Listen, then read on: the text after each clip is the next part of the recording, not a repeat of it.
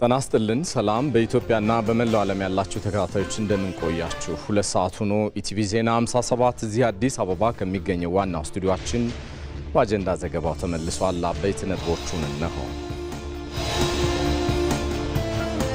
የመደመር መንግስት የዛሬዋን ኢትዮጵያ ለማጽናትና የነገዋን ኢትዮጵያ ለመስራት ታሪካዊ ስብራቶችን ለመጠገን እየሰራ ነው። በመደመር መንግስት የሚሰሩ ሀገራዊ ግዙፍ ፕሮጀክቶች በጥናት ላይ ተመስርተው በጥንቃቄ እየተመሩ የሚሰሩ ናቸው።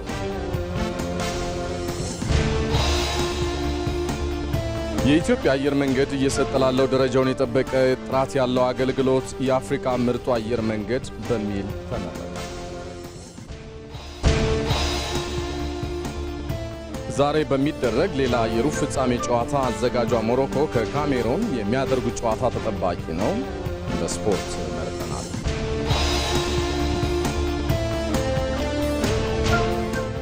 የመደመር መንግስት ታሪካዊና ፖለቲካዊ ስብራቶችን ለመጠገንና ኢትዮጵያ ስለምን ወደ ኋላ ቀረች የሚለውን የቁጭት ጥያቄ ለመመለስ የተግባርና የለውጥ እንቅስቃሴዎቹ ምንድን ናቸው?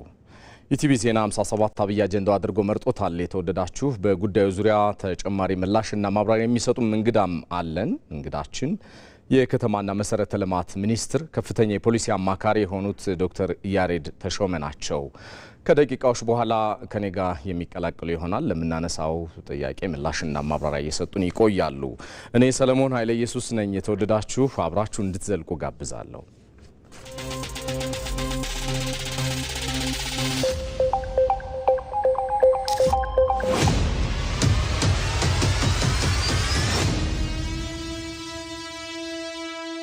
አንድ በኩል ኢትዮጵያን እየመሩ የነበሩ አካላት ናቸው የሆኑ ሰዎች አሉ ተብለው ሲጠየቁ እንዴ ብዙ አሉ። እኔም ራሴ ኤርትራዊነት አለብኝ። ከትሮ ያልተናነሰ እንደውም ከትሮ የሚበልጥ ፕራክቲካሊ እየተፈጸመ አቶ ስብሃት ነጋ ማንኛውም ሰው የባህር በር ይገባኛል የሚል ጥያቄ ካነሳ እኛ አውቶማቲካሊ ከኤርትራ ጎን ነው የምንቆመው የሚል መግለጫ ሰጡ። የማይከፈል መስዋዕትነት ይከፍላል። ኢቭን እግር ኳስ ተጫዋቾቻችሁን ሳይቀር ኢትዮጵያን አለመደገፍ ግን መብታችን አይደለም። ራሴን ነው እየወቀስኩ ያለሁት። ለልዩነት ግን ምክንያት የሆነበት ነገር አልገባኝም። እንጨት እየተደረመሰ እንትን እያለ እየወደቁ የሞቱ ሰዎች አሉ አይደለም። እውነታችንን ወስደው 4-5 የባህር በሮች ነበሩ ኢንክሉዲንግ ምጽዋ ኖት አሰብ ብቻ። ጥቅል የሆነ የገጠመ ችግር ምንድነው? የአሰብ አስመላሽ ኮሚቴ የሚባል አቋቁመው መስቀል አደባባይ ስብሰባ ያረጉ ነበረ። ይሄ ደግሞ ማንም ደስ ሲለው የሚሰጠን ሲያኮርፍ የሚነጥቀን የባህር በር ሳይሆን ይሄ ትውልድ ምን ላይ ጥንቃቄ ማድረግ ያለበት ነው? ኢትዮጵያ ትጨርሳለች ወደሚል ነገር ደርሰናል። እያየን ያለነው ይሄንን ነው። እንደሰራህ አውቃለሁ። አሁን ፊልም ሰራሁ ብለህ ነው? እኔ እንደውም ልንገርህ በዚህ ፊልም የተነሳ ጭንቅላትን በጥይት ነው መፈራከሰው አለ። መጀመሪያ ስብሃት ነጋ ከነገረ ሐሳብ ጋር ባድመ የናንተ አይደለችም የኛ ናት የናንተ ናት ውሰዷት አትውሰዷት ብለው የሚከራከሩ ሰዎች በአሰብ መከራከር አይበልጥም ነበር እንዴ?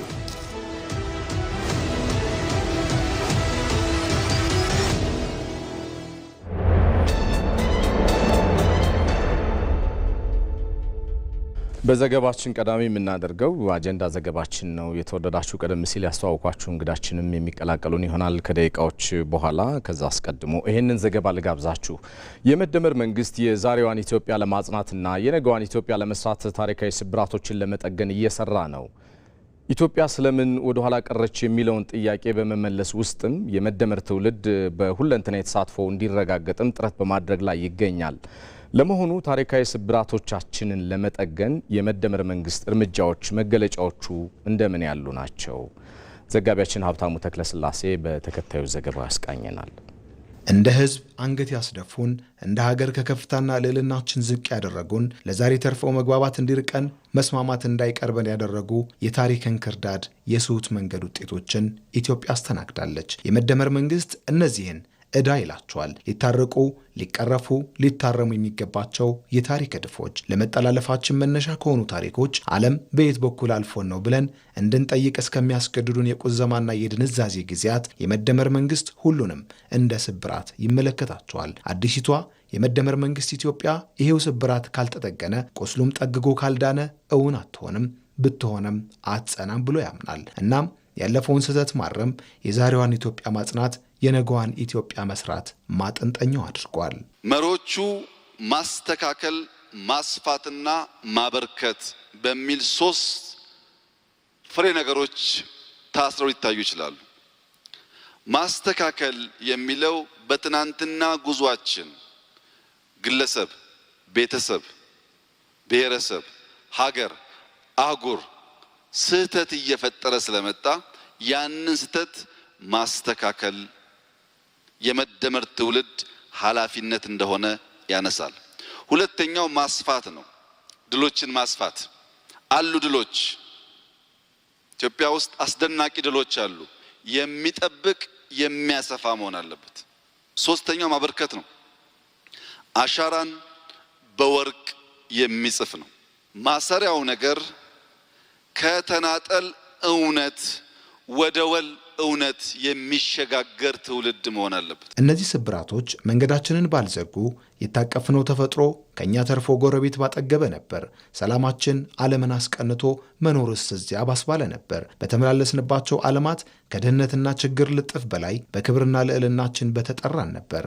ግን እስካሁን ያልሆነም አንድና ያው አካሄድ ሀገርን ከተዘፈቀችበት ድህነት አላወጣም። ተለማጭ ያልሆነ ጊዜውን የማይመስል መንገድ ሀገር ከገባችበት ፈተና የቁልቁለት ጉዞ አልታደገም። የመደመር መንግስት ወደ ኋላ የቀረንባቸው የኢኮኖሚ ዘውጎችን ወደ ሜዳው አምጥቷል። አረ እንዲያውም በዚህ አካሄዳችን ዘለን ሌሎች የጀመሩትን ካልጀመርን ለመድረስ እነሱ የፈጀባቸውን ያክል ይፈጅብናል ሲል የዝላይ መንገድን ከፈጠራና ፍጥነት ጋር ደምሮ መውጫ መንገዱ ያደርጋል። በሐሳብ ገበያ በእያንዳንዱ ኢትዮጵያዊ ያደረውን የአንድ እንሁን ፍላጎት የሚሞላ ምክክርንም ቅድሚያ ሰጥቷል። አሁን ይሄ መንግስት የሐሳብ ገበያ ወይም የሐሳብ ፖለቲካን ተግባራዊ አድርጎ ወደ ሰላማዊ ባህል ለመሸጋገር 3 ተግባራት እያከናወነ ነው የሚላለው። አንደኛው ሀገራዊ ምክክሩ ነው፣ ምክክር ኮሚሽን። ሁለተኛ የፓርቲዎች ምክክር ነው። ሶስተኛ የህዝብ መድረኮች ናቸው። ያለፈ ስህተት የዛሬዋን ውድ ሀገር ጠፍንጎ እንደያዘ በውል የተረዳው የመደመር መንግስት ትብታቡን በፖለቲካውም በኢኮኖሚውም በማህበራዊም የህይወት መስክ የሀገር መልክ የመፍታት ጉዞው ሀገር ከወዲሁ የት እንደምትደርስ ያመላከተ ነው። በፈተና የዘለቀው ትልቅ የስህተት ሰንኮፍ የተነቀለለት ህዳሴ ለዚህ ምስክር ነው። ያለ ዜጋው አብሮነት፣ ያለ ሀገሬው ፊት አውራሪነት ግን ውጤቱ የሚታሰብ አይደለም። ለምን ወደ ኋላ ቀረን? ከኔ ምን ይጠበቃል? ከትውልድ አሁን ካለው ወጣት ምን ይጠበቃል? ከማን ምን ይጠበቃል? የሚሉ ነገሮችን እያንዳንዱ ኢትዮጵያ በአእምሮ ያብሰለሰለ እያሰበ መሄድ ይጠበቅበታል። ስሁት መንገድ ውጤቱ ኪሳራ፣ መዳረሻው ጥፋት ነው። የመደመር መንግስት ማረቅና ማረሙን ሲቀጥል የመደመር ትውልድ እንደማይደግመው ብቻ ሳይሆን ቁንጮውን በማረም ውስጥ የአንበሳውን ድርሻ እንደሚወጣ በመተማመን ነው። እዚህ ጉዳይ ዙሪያ ልናቆያችሁ ነው። የተወደዳችሁ ተጨማሪ ምላሽና ማብራሪያ እንዲሰጡን የከተማና መሰረተ ልማት ሚኒስትር ከፍተኛ የፖሊሲ አማካሪ ዶክተር ያሬድ ተሾመ እዚህ ስቱዲዮ ናቸው። ዶክተር ለጊዜው ታብዝቼ ነው ማመሰግነው። እንኳን ደህና መጡ። እንኳን ደህና ጠብቃችሁ። እንግዲህ ኢትዮጵያ በርካታ ጸጋዎች፣ የተፈጥሮና ሰው ሰራሽ ሀብቶች ያሏት ሆኖ ሳለ በታሪኳም በሀብቷም በቅጡ ሳትጠቀም ይልቁንም ከሌሎች ሀገራት ደግሞ ጭራ ሆነን ወይ ደግሞ ወደ ኋላ ቀርተን ቆይተናልና መቼም ወደ ኋላ የቀረንባቸው ሳቢያዎች በጣም ብዙ ናቸው። ግን ፊት ለፊት የወጡትን እስኪ እናንሳቸው። ምንድን ነበሩ ምክንያቶች? ኢትዮጵያ እንግዲህ በታሪኳ ውስጥ አበይት የሚባሉ 3 ስብራቶችን ገጥሟታል። ወደ ኋላ እንድንቀር ያደረጉትንም ሁኔታዎች ስናይ የመጀመሪያው በ7ኛ ክፍለ ዘመን አካባቢ የነበረው የአክሱም ስርወ መንግስት በውጭና በውስጥ ባለው ክፍተት ምክንያት የተጨናገፈበት ጊዜ ነበረ። ሁለተኛው ኢትዮጵያ ምናልባት ያኛው ኢኮኖሚ ምናልባት 4 ትልልቅ ሀገራት ከሚባሉ ሀያላን ከሚባሉ ውስጥ ከነበርንበት ነው እንደገና የተንሸራተነ የወደቅ ነው። ሁለተኛው በዘርዓ ያዕቆብ ዘመን ምናልባት አውሮፓውያን ሬኔሳንስና ኢንላይትመንት ብለው አብርሆትና ህዳሴ ብለው በተነሱበት ዘመን ኢትዮጵያን በዛ መልኩ 14ኛ ክፍለ ዘመን ላይ በዘርዓ ያዕቆብ ዘመን ትልቅ የኢንላይትመንት ዘመን ነበረ። ሁለተኛው ስብራት በዚህ በ17ኛ ክፍለ ዘመን ነው የሆነው። ኢትዮጵያ ከነጭራሹ ወደ ኮንፌዴሬሽን በሚመስል መልኩ የሀገር መንግስቱ ደካማ የሆነበት ዘመነ መሳፍንት ብለን እናስቀምጥበት የተበታተነ አስተዳደር የነበረ ነው። ሶስተኛና እጅግ የሚያስቆጨው ዓለም ኢንዱስትሪያል ሪቮሉሽን ብዙ ግኝቶችን በሚጀምርበት ዘመን ምንም እንኳን ባንቀድምም በትክክል ለመሄድ የሞከርንባቸው ዘመን ነበሩ። ይሄ ሌት 19ኛው ክፍለ ዘመን በአጼ ምኒልክ ዘመን ቴክኖሎጂን አዳፕት የማድረግ ትራንስፖርቴሽን የመጀመር ነበረ። ነገር ግን ከዛ በኋላ ያሉን የርዕዮትና አብዮት ዘመን ውስጥ ገባንና ኢትዮጵያ ትልልቅ የታሪክ ስብራት ውስጥ ገባች።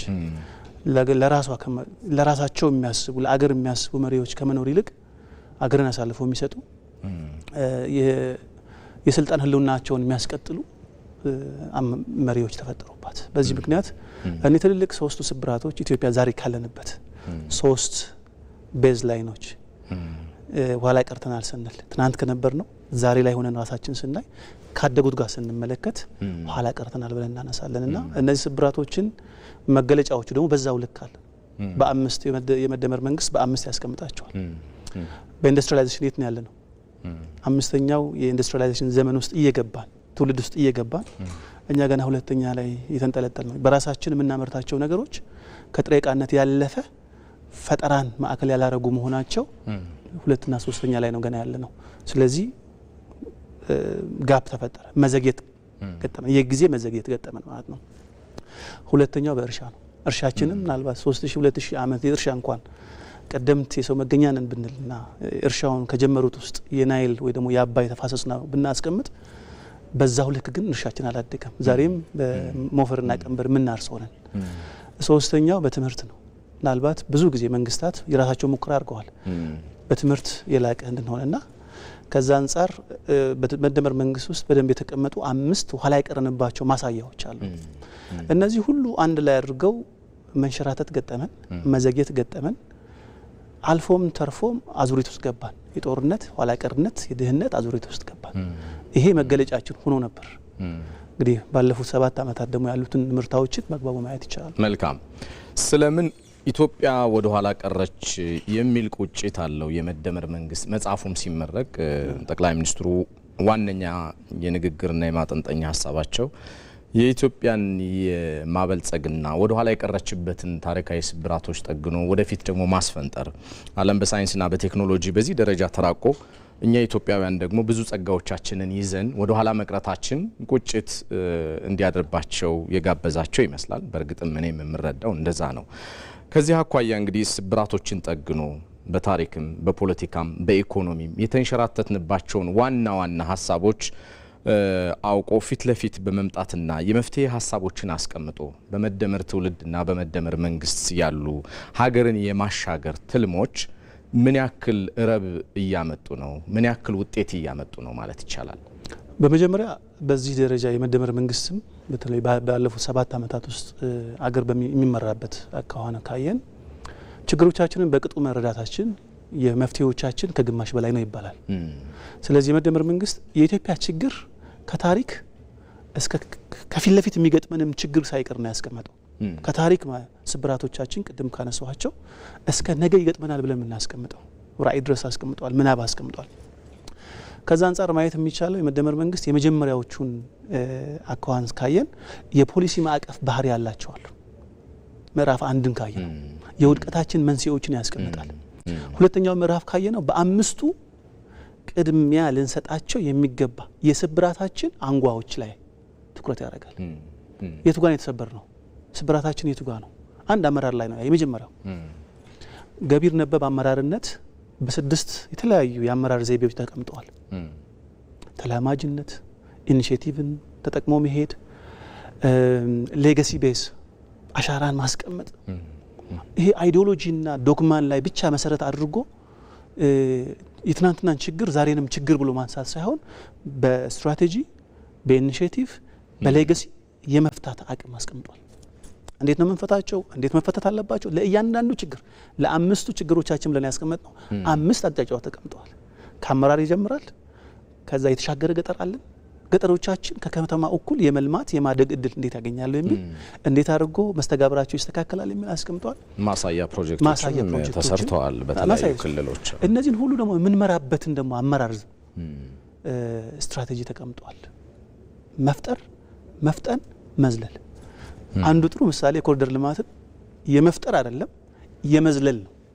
ወይ ደግሞ ሊፍሮግ ምንለው ምክንያቱም አንድ ኤግዛምፕል ማንሳት ይችላልው የኮሪደር ልማትና የወንዝ ዳርቻ ስራችን ወደ 59 ኪሎ ሜትር ገንብተናል በአዲስ አበባ ብቻ የሚገርመው ነገር የፈረንሳይ መንግስት ለ50 አመት ነው በአራት ፕሮጀክት ከፍሎ ሴኔ የሚባለውን ወንዝ አንድ ወንዝ የሚያቋርጠውን የገነባው አስከበረ ኢንፍራስትራክቸር ጨመረበት መጨረሻ ላይ ኢስቴት ጨምሮበት ነው በ1952 ጀምሮ በ2002 ነው ያጠናቀቁት ትውልድ ነው የጨረሰው ማለት እንችላለን እኛ ግን ማየት ይችላል ይሄ የዘግይቶ የመጀመር ወይ ደግሞ ይሄ ሌት ከመር አድቫንቴጅ ተጠቅመን በዛ ውስጥ መካተት የሚገባቸው አገራዊ ሴቶች ተካተው ዘመናዊ ሴቶች ተካተው አሁን ቴክኖሎጂ ደርሶበታል የሚባለውን ሳንቆጥብ ኤአይን ጨምሮ ማለት ነው በኮሪደር ልማታችንም በወንዝ ዳርቻ ስራችንም የተሻገሩ ስራዎችን ማስቀመጥ ይችላል የመስፈንጠር ወይ ደግሞ የመዝለል ራዕይ ደረጃ ማስቀመጥ እንችላለንና በከተማ ብቻ አይደለም በቱሪዝማችን ላይ በኢንዱስትሪ ላይ እነዚህ አምስት አንጓዎች የስብራታችን አንጓዎች እንዲጠገኑ ሆነዋል ከዚህ ሁሉ መስተጋብራችን እንዲስተካከል ሆነዋል የፖለቲካ ማህበራዊ እንዴት ነው ኢትዮጵያን የምናይ በነገራችን ላይ ኢትዮጵያ በየትኛውም ኮሎኒያሊዝም ገዢ ያልተገዛች ሀገር ነች ነገር ግን በነጻነታችን የተጎዳን ሀገር ነን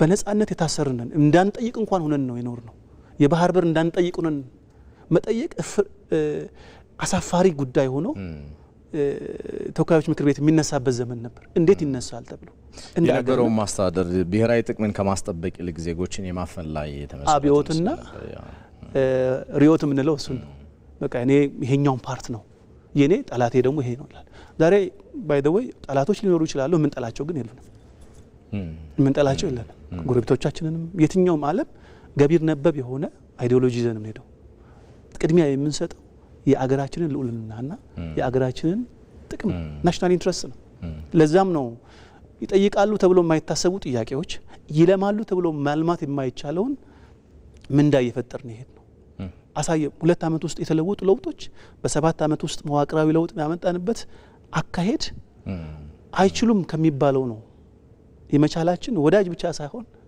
ጠላትም ጭምር ችለዋል ብሎ እንዲመሰክር ያስቻለው በርግጥም ኢትዮጵያ ፊት ለፊት የምትሄድባቸው ትላልቅ የብሔራዊ ጥቅም ማሳኪያ ኢኮኖሚዋን አፈርጥማ ደግሞ ከሌሎች ሀገራት ምናልባትም ከሀያላኖቹ ተርታ የምትመደብበትን እድልም የሚያመጣ ይመስላል ዶክተር ከተገናኘን አይቀር የህዝብ ተሳትፎና የምሁራን እይታ በዚህ ዘመን ምንድነው መሆን ያለበት የሚል ጥያቄ ባነሳ ምንድነው ምላሽው አንድ ሀገር የህዝብ ተሳትፎ ከየትኛው መሰረታዊ ነገር ነው ምናልባት ሀገረ መንግስት ከሚያጸኑት አንዱ ህዝብ በመንግስቱ ላይ ህዝብ በሀገሩ ላይ ያለው እምነትና ፍቅር ነው ከዚህ ቀደም የነበረውን አታይ ካየ ነው ሰዎች ስለ ሀገራቸው እንኳን በተለይ ኢትዮጵያውያን ተብለን እንወቀስ ነበር ስለ ሀገራቸው በጎ የማይናገሩ ተብሎ ነበር የሚነሳው ዛሬ ያ ትራንስፎርሜሽን አለ ህዝብ የኔ ሀገር የኛ ብሎ ተሳትፎውን በዚህ ደረጃ ያደገ ነው ምሁሩም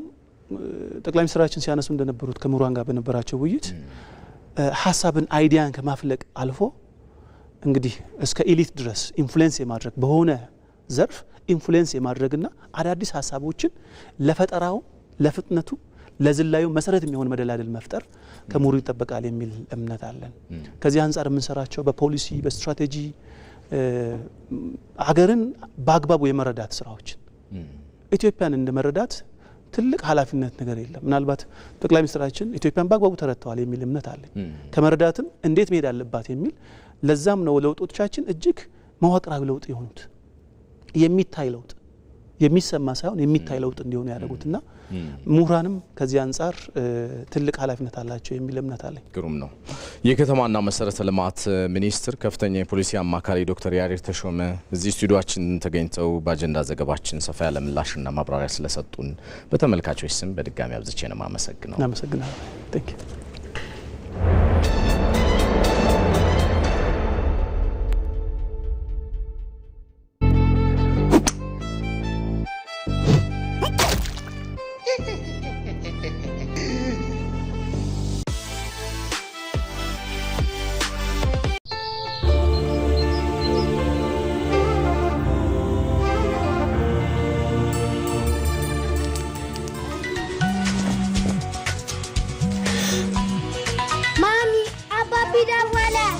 ሄሎ ሰላም፣ እንዴት ናችሁ? እኛ በጣም ደህና ነን። አንተ እንዴት ነህ? ገናን አብሬያችሁ ባሳልፍ ደስ ይለኝ ነበር። ለማንኛውም በኢትዮጵያ ንግድ ባንክ ለበግ የሚሆን ገንዘብ ልኬላችኋል። ይሄን ደግሞ ከኢትዮጵያ ንግድ ባንክ ከውጭ ሀገራት በገንዘብ ማስተላለፊያ መተግበሪያዎች በቀጥታ ወደ ባንክ ሂሳቡ እንዲሁም ከባንካችን ጋር በሚሰሩ ዓለም አቀፍ የሐዋላ ድርጅቶች በኩል ከወዳጅ ዘመድ ገንዘብ ሲላክሉ በእያንዳንዱ ዶላር ተጨማሪ የ10 ብር ጉርሻ ይበረከትልዎታል። ቤቢዬ ለእናንተም ልብስ መግዣ ልኬላችኋል። እሺ ለእናንተስ የኢትዮጵያ ንግድ ባንክ ለገና ምን ሰጣችሁ? ጫማ።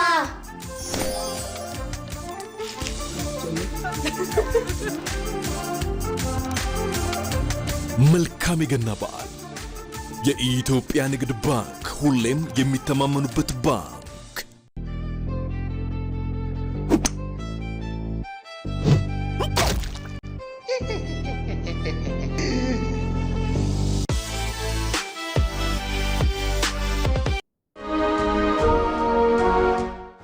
በዓለም ላይ ከ44 በላይ ሀገራት ወደብ አልባ የባህር በር የሌላቸው ናቸው። የዓለማችን የጂኦፖለቲካና የኃይል አሰላለፍም ከባህር በር ጋር የተሰፋ እስኪመስል ድረስ ሀያላኑ የሚሻኮቱበት ነው። ኢትዮጵያም ከህግ አግባብ ውጪ ያጣችውን የባህር በር በዓለም አቀፍ ህግ መሰረት ለመመለስ የባህር በርን የትውልድ ጥያቄ አድርጋ ይዛለች። ለመሆኑ የኢትዮጵያን ጥያቄ ከተቀረው ዓለም ምን ይለየዋል? ጉዳያችን ነው። ጠብቁን። ሀገራዊ ቁጭቶች የኢትዮጵያውያን የነበሩ ሀብቶችን እንዴት ኢትዮጵያውያን ሳንጠቀምባቸው ቀረን? ሀብቶቻችን ከህግ ውጪ በምን አግባብ ተላልፈው ተሰጡ? ሀገራዊ ስብራቶቻችን የትና እንዴት ገጠሙን? በምን መንገድ በዘላቂነት እንሻገራቸው? የትናንትና የዛሬ ተደራራቢ ኃላፊነቶችንስ እንዴት እንወጣ? የሚሉ የመደመር መንግስት እሳቤዎችን ከብሔራዊ ጥቅሞቻችን አንጻር እያየን በጥር ወር በሰፊው እንፈትሻለን። ይጠብቁ። ዓለም በማይዳሰስ ቅርስነት ከመዘገባቸው የኢትዮጵያ መገለጫዎች አንዱ በመላው ኢትዮጵያ በድምቀት እንዲሁም በአደባባይ የሚከበረው የኢየሱስ ክርስቶስ የጥምቀት በዓል ነው። በህብረ ቀለማት ያሸበረቀውን ህብረ ብሔራዊት ኢትዮጵያም በድምቀት የምትታይበትን በዓል የኢትዮጵያ ቴሌቪዥን በልዩ ዝግጅት ወደ እናንተ ያደርሳል። የዘገሊላን በኢቲቪ ዜና።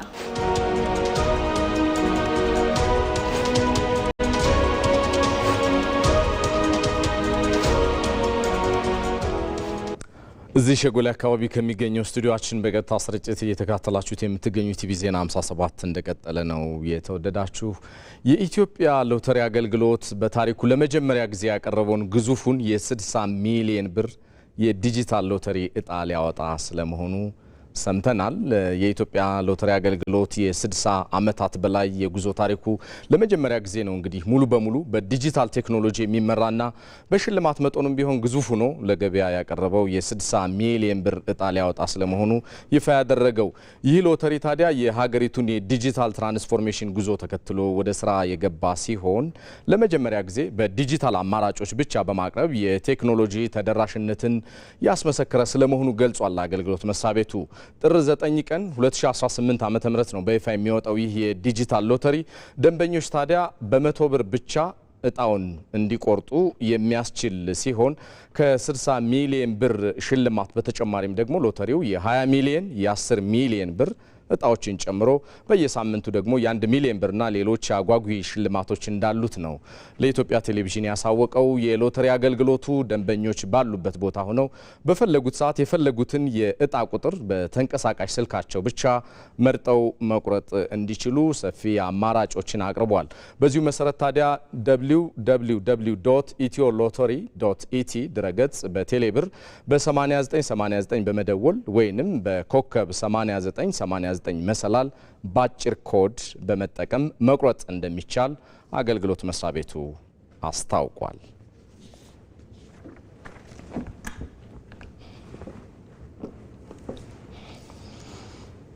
እንቀጥላለን። በመደመር መንግስት የሚሰሩ ሀገራዊ ግዙፍ ፕሮጀክቶች በጥናት ላይ ተመስርተው በጥንቃቄ እየተመሩ የሚሰሩ ናቸው። እነኚህ ግዙፍ ፕሮጀክቶች ታዲያ የዜጎችን የኢኮኖሚ ተጠቃሚነት የሚያጎሉና ሀገራዊ ብልጽግናንም የሚያረጋግጡ ናቸው። በጉዳዩ ዙሪያ ዘጋቢያችን አቤል ሙሉጌታ ተከታዩን አጠናቅሯል። ለአንድ ሀገር ጠንካራ ኢኮኖሚና መሰረተ ልማትን መገንባት በአንድም በሌላም ሉዓላዊና ነጻ ሀገር ለመሆን አቅምን ይፈጥራል። ኢትዮጵያ በቀደሙት ዘመናት በደምና በአጥንት ነጻነቷን ያስከበረች ሀገር ብትሆንም የላም መስዋዕትነት የሚጠይቀውን ኢኮኖሚ ነጻነቷን ግን እውን ማድረግ ሳትችል ዛሬ ላይ ደርሳለች። አሁን ላይ በኢትዮጵያ የተሟላ ሀገረ መንግስት ግንባታ እንዲረጋገጥ የመደመር መንግስት እየሰራቸው ያሉ በርካታ ግዙፍ የልማት ፕሮጀክቶችም ይገኛሉ። በፍጥነት ጀምሮ በጊዜው የመጨረስና የማድረግ አቅምንም በመፍጠር የተሰሩ ሀገራዊ ፕሮጀክቶች መካከል ደግሞ በርካታ የቱሪዝም መዳረሻ ስፍራዎች፣ የኮሪደርና የወንዝ ዳርቻ ልማቶች፣ በግብርና ላይ የመጡ ተጨባጭ ለውጥ ስራዎች ከብዙ በጥቂቱ የሚጠቀሱ ናቸው። እነዚህ ልማቶች የዜጎችን የኑሮ ደረጃ የሚያሻሽሉ ብሎም የምግብ ሉዓላዊነትን የሚያረጋግጡም ናቸው። ተጓተው የነበሩ ቀደም ብሎ የተጀመሩ ስራዎች ደግሞ ልክ እንደ ህዳሴ ግድብ በጥራትና በፍጥነት እንዲጠናቀቁ በማድረግ ጭምር ለጉባ ብስራቶች መወለድም ምክንያት መሆንም ችለዋል። በጉባ የተበሰሩት ግዙፍ ሀገራዊ ፕሮጀክቶች ደግሞ የኢትዮጵያን የዘመናት የመልማትና የመበልጸግ ፍላጎትን የሚመልሱ በ30 ቢሊዮን ዶላር ኢንቨስትመንት የሚከወኑ የአፈር መዳበሪያ ፋብሪካ ግንባታ፣ የተፈጥሮ ጋዝ ምርት እንዲሁም የቢሾፍቱን አውሮፕላን ማረፊያ ያካተተው የልማት ስራ፣ ተጨማሪ ደግሞ ለሰላማዊ አገልግሎት የሚውል የኒውክሌር ኃይል ማመንጫ ተጠቃሽ ናቸው። በመደመር መንግስት የሚጀምሩ ግዙፍ የልማት ስልታዊ ኢንቨስትመንት ፕሮጀክቶች ደግሞ በጥንቃቄ እየተመሩ ዳር እንዲደርሱ የሚተገበሩም ሆነዋል። በኢትዮጵያ ውስጥ ብልጽግናን ለማረጋገጥ ባለን ቁርጠኝነት እንደዚህ ያሉ ስትራቴጂክ ኢንቨስትመንቶች እየለዩ በጥንቃቄና በጥናት ላይ ተመስርቶ መጀመር ያስፈልጋል። ምክንያቱም አንድ ፕሮጀክት መጀመራችን ሳይሆን በጥንቃቄ ካልመራነው ተጨማሪ ሀብትና ጊዜ ስለሚያባክን በጥንቃቄ ነው የምንጀምረው፣ በጥንቃቄ ነው የምንጨርሰው። በቀጣይ ሌሎች የሚለሙ ግዙፍ ፕሮጀክቶች ኢትዮጵያን ያስፈልጓታል። በቀደመው ዘመን ፕሮጀክቶችን ጀምሮ አለመጨረስ ኢትዮጵያን እያከሰረ ሀገራዊ እድገቷንም ወደ ኋላ ሲጎትትም ቆይቷል።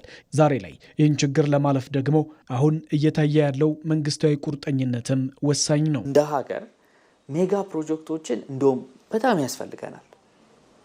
ግን አፈጻጸም ላይ የኛ የኢንስቲትዩሽናል አቅም ወይም የተቋማት አቅም የፕሮጀክት አፈጻጸም አፈጻጸም እንደገናም ደግሞ አሁን መንግስት ጋር ያለው ግን ድሮ ያልነበረው ብዙ ጊዜ የማናየው የመንግስት ኮሚትመንት ቆራጥነት፣ ይህንን ፕሮጀክት ጀምራለሁ ጨርሳለሁ ብሎ አለመኖር አገሪቷን ኢኮኖሚያዊ ዋጋ አስከፍሏል። አፍርሶ ከዜሮ የመጀመር አባዜ እንደ ሀገር ዘላቂ ኢኮኖሚ መገንባት እንዳይቻል አድርጎም ቆይቷል። ይህንንም ችግር ተሻግሮ ማለፍ እንደሚቻል አሁን እየተሰሩ ያሉ ፕሮጀክቶችን ማሳያ ናቸው። በጋዝ በነዳጅ ዓለም ላይ የበለጸጉ የዜጎቻቸውን ሕይወት የቀየሩ የሀገራቸውን መልክና ገጽታ የቀየሩ ወደ ብልጽግና ማማ የተቀላቀሉ ሀገራት በሙሉ በዚሁ ጊዜ ነበረ ጋዝ ነዳጅ የሚመለከት ምርምር፣ ጥናት፣ ጉድጓድ ቁፋሮ ያደረጉት። እኛ በእጅጉ ስላንቀላፋን እኛ ካላፈረስን በቀር መለወጥ ስለማንችል አንዱ ሲሄድ አንዱ ሲያፈርስ 50 ምናምን ዓመት የተቆፈረ ጉድጓድ አውጥተን ሀብት ማድረግ ሳንችል ቆይተናል። እነዚህ ግዙፍ ፕሮጀክቶች ብሔራዊ አንድነትን የሚያጠናክሩ የሀገር ኩራት የሆኑ የልማት ስራዎች ናቸውና እውን እንዲሆኑ ከመንግስትም ባለፈ ዜጎችም የድርሻቸውን ማበርከትም ይጠበቅባቸዋል። የኢትዮጵያ አየር መንገድ በ10 ቢሊዮን ዶላር የሚያስገነባው ግዙፉ የቢሾፍቱ ዓለም አቀፍ አየር ማረፊያ ግንባታ በያዝነው የጥር ወር ይጀመራል። አውሮፕላን ማረፊያው ግንባታው ሲጠናቀቅ ታዲያ በአመት 110 ሚሊዮን መንገደኞችን ማስተናገድ የሚያስችል አቅምን ይላበሳል። አየር መንገዱ ለግንባታው ለተነሱ 2500 አርሶ አደሮች መኖሪያ ቤትን ጨምሮ ገቢ የሚያስገኙ የተለያዩ መሰረተ ልማቶችንም ገንብቷል። በጉዳዩ ዙሪያ ዘጋቢያችን አዝመራው ሞሴ ያጠናቀረው ዘገባ ለተከታተሉትና እንመለስ። የኢትዮጵያ አየር መንገድ በቦሌ ዓለም አቀፍ አውሮፕላን ማረፊያ የሚያስተናግደው አሁናዊ የመንገደኞች ቁጥር 19 ሚሊዮን ነው። ይህ አየር ማረፊያ ከዚህ የሰፋ የመጨረሻ ማስፋፊያ ቢሰራ እንኳ በአመት ማስተናገድ የሚችለው የመንገደኞች ቁጥር 25 ሚሊዮን ያልዘለለ ነው። እናም አየር መንገዱ እያደገ ለመቀጠል ከ10 ዓመት በኋላ ከ60 ሚሊዮን በላይ መንገደኞችን ማስተናገድ ይጠበቅበታል። ይህ ደግሞ በቦሌ ዓለም አቀፍ አየር ማረፊያ የማይቻል ነው። እናም አየር መንገዱ በአቪዬሽኑ ዘርፍ ከፍ ያለ ቦታ መቀመጥ የሚያስችለውን ግዙፍ የአየር ማረፊያ ግንባታ ሊጀምር ነው። ይህ ፕሮጀክት የቢሾፍቱ ዓለም አቀፍ አውሮፕላን ማረፊያ ነው። የአውሮፕላን ምልልሶችንም ሆነ ከፍተኛ ቁጥር ያለው መንገደኛ እንዲያስተናግድ የሚያስችለው የቢሾፍቱ ዓለም አቀፍ አውሮፕላን ማረፊያ ግንባታ ከአዲስ አበባ በስተደቡብ 40 ኪሎ ሜትር ርቀት ላይ አቡሴራ ተብሎ በሚጠራው ስፍራ ላይ የሚከናወን ነው። በ10 ቢሊዮን የአሜሪካ ዶላር የሚገነባው ይህ የቢሾፍቱ ዓለም አቀፍ አውሮፕላን ማረፊያ 3975 ሄክታር መሬት ላይ የሚያርፍም ነው። የአውሮፕላን ማረፊያ ግንባታው በሁለት ምዕራፎች የሚካሄድ ሲሆን የመጀመሪያው ምዕራፍ ሲጠናቀቅ 60 ሚሊዮን መንገደኞችን ማስተናገድ ይችላል። ሁለተኛው ምዕራፍ ግንባታ ሲጠናቀቅ ደግሞ በዓመት 110 ሚሊዮን መንገደኞችን እንዲያስተናግድ ያስችላል። የቢሾፍቱ ዓለም አቀፍ አውሮፕላን ማረፊያ 2 ዘመናዊ ተርሚናሎችን፣ 2 የአውሮፕላን መንደርደሪያዎችን፣ የአውሮፕላን ጥገና ማዕከል፣ የካርጎ ማስተናገጃ ማዕከል፣ የበረራ መቆጣጠሪያ፣ የመንገደኞች ማስተናገጃዎችን፣ ዘመናዊ ሆቴሎችንና መዝናኛ ስፍራዎችን እንዲሁም የንግድ ማዕከላትን አካቶ የያዘ ነው። ለአውሮፕላን ማረፊያ ግንባታ ከሚያስፈልገው 10 ቢሊዮን ዶላር ውስጥ 20 በመቶ የሚሆነውን አየር መንገዱ የሚሸፍን ሲሆን 80 በመቶ የሚሆነውን ደግሞ በአፍሪካ ልማት ባንክና በሌሎች አጋሮች ይሸፈናል። የአፍሪካ ልማት ባንክ የ500 ሚሊዮን ዶላር የብድር ስምምነት ለመስጠትና ቀሪውንም ከአበዳሪ ተቋማት ለማፈላለግ ውል መያዙ የሚታወስ ነው።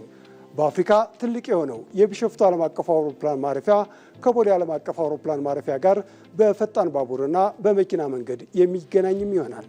አየር መንገዱ የቢሾፍቱ ዓለም አቀፍ አውሮፕላን ማረፊያን ለመገንባት ከይዞታቸው ለተነሱ 2500 ለሚደርሱ አርሶ አደሮች ከ350 ሚሊዮን ዶላር በላይ ወጪ በማድረግ ዘመናዊ ቪላ ቤቶችን ጨምሮ የተለያዩ አገልግሎት የሚሰጡ ህንፃዎችን፣ የአግሮ ፕሮሰሲንግና የመስኖ ማዕከላትን ገንብቶ ለመስጠት ስራውን እያጠናቀቀም ነው። የኢትዮጵያ አየር መንገድ ግሩፕ በእቅድ እንዳስቀመጠው አዲሱ የቢሾፍቱ ዓለም አቀፍ አውሮፕላን ማረፊያ የውጭ በረራዎችን ሙሉ ለሙሉ ወደ ቢሾፍቱ የሚያዞር ሲሆን የሀገር ውስጥ በረራዎችንም እስከ 10 በመቶ የሚደርሱትን ወደ ቢሾፍቱ የሚያስተላልፍ ይሆናል። አየር ማረፊያው ከ3 ዓመት በኋላም ተጠናቆ ስራ እንደሚጀምር አየር መንገዱ አስታውቋል።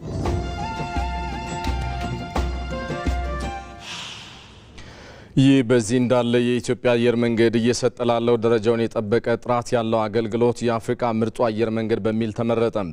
አየር መንገዱ በተለይም ባለፉት 10 ዓመታት ፈጣን እድገት ያስመዘገበ ሲሆን በዓመት የሚያጓጉዛቸው መንገደኞች ቁጥርም 19 ሚሊዮንን ደርሷል። ለመሆኑ አየር መንገዱ የደረሰበት አሁናዊ የእድገት ደረጃ ምንድን ነው? ጌታቸው ባልቻ ያስቃኘናል።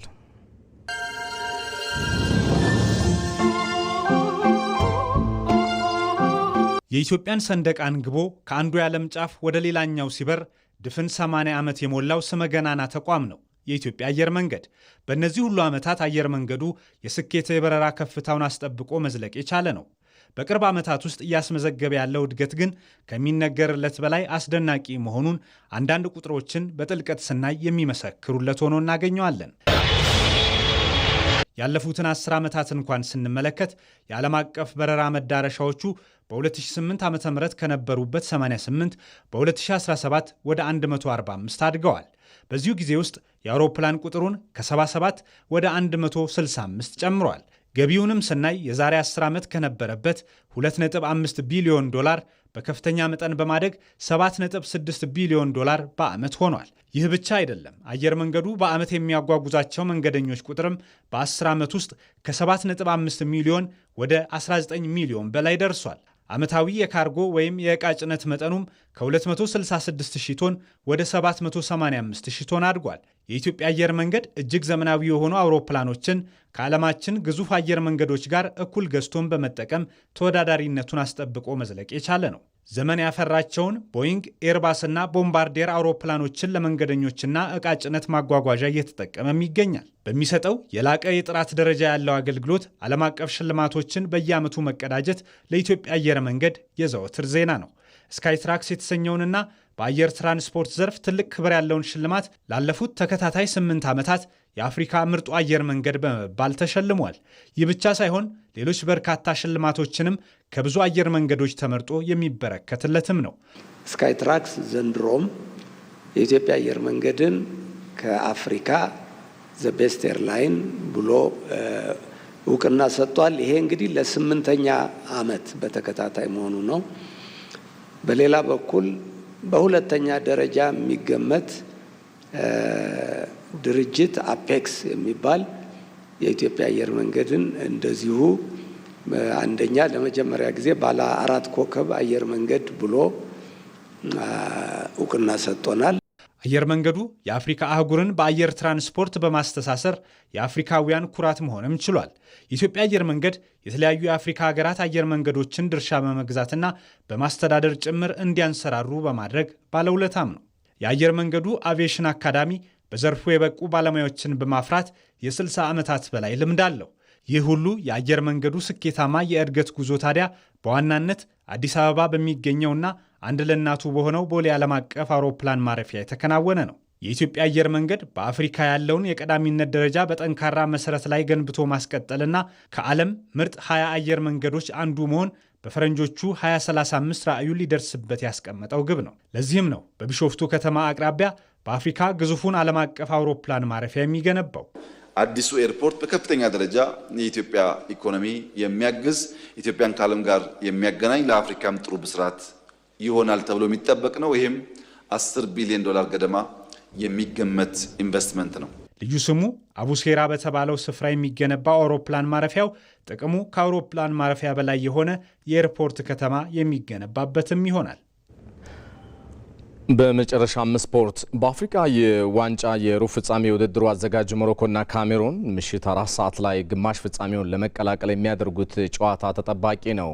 ታንዛኒያን 1-0 በማሸነፍ ለሩብ ፍጻሜ የደረሰችው ሞሮኮ ለ50 ዓመታት በኋላ የአህጉሩን ዋንጫ ለማንሳት በምታደርገው ጉዞ ከካሜሩን ከባድ ፈተና እንደሚጠብቃት ተገምቷል። ካሜሩን በጥሎ ማለፍ ደቡብ አፍሪካን በማሸነፍ ሲሆን ለግማሽ ፍጻሜ የደረሰችው 6ኛ የአፍሪካ ዋንጫን ለማሸነፍ አዘጋጇን ሀገር ትፋለማለች።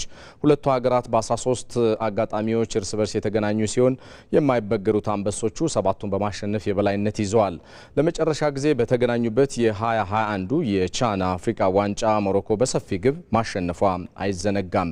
የመድረኩ ምርጥ ጨዋታ ይሆናል ተብሎ የሚጠበቀው ይሄው የሩብ ፍጻሜ ፍልሚያ ታዲያ ምሽት 4 ሰዓት በልዑል ሞላይ አብደላ ስቴዲየም የሚደረግ ይሆናል።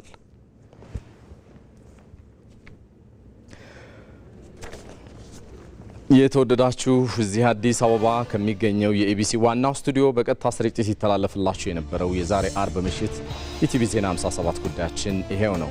ኢቢሲን ምርጫችሁ አድርጋችሁ አብራችሁን ስለዘለቃችሁ አብዝተን ነው የምናመሰግነው። እኔ ሰለሞን ኃይለ ኢየሱስ ነኝ። በሰላም ቆዩ።